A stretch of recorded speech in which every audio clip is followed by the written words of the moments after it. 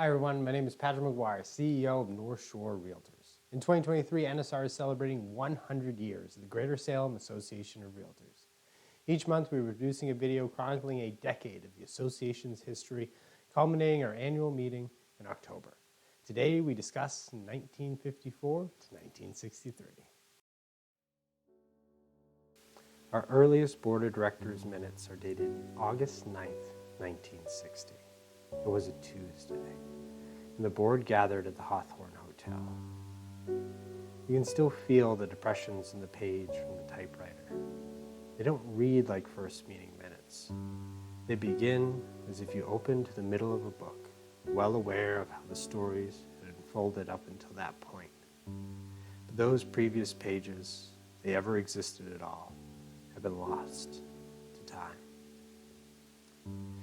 Now these inconspicuous minutes of a meeting in August begin the grand written history of the North Shore Realtors.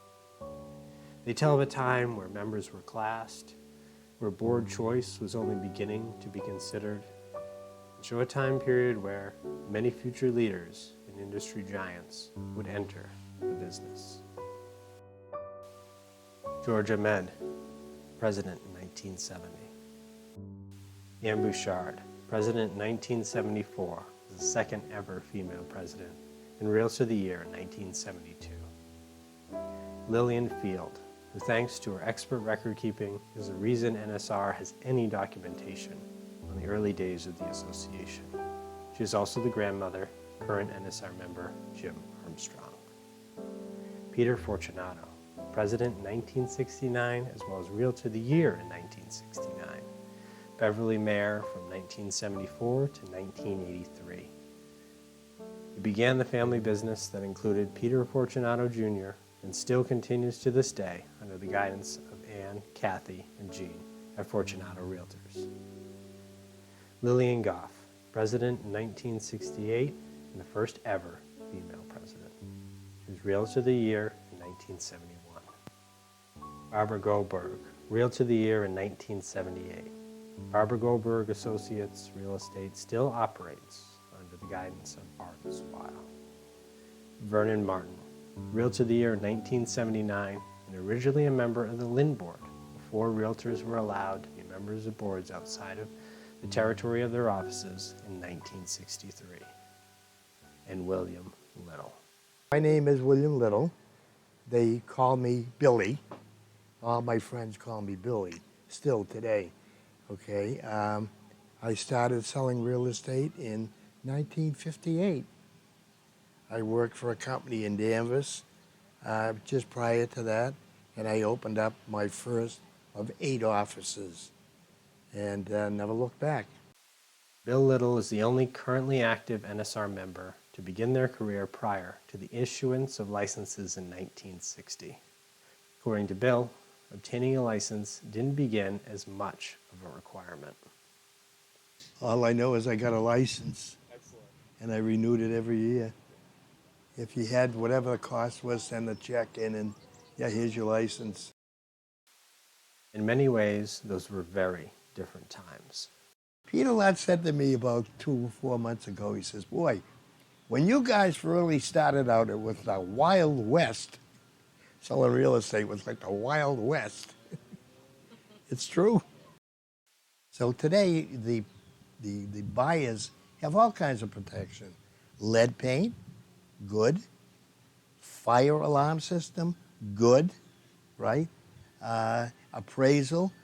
You had no home inspection. That is another thing that is a good thing. You know, the home inspector is a very good thing because a lot of people don't know what they were buying, right? But the people who were buying, their home inspector was their father. So let's say you had a cottage in North Salem that was $15,000. Well, you want to bring your father over and have him look at it. And he looks at it and he says, how much is this? 15. And they're saying, you're crazy. You're not going to spend that kind of money because in his time, it was worth $9,000. So there's a lot of changes today that back then you didn't have.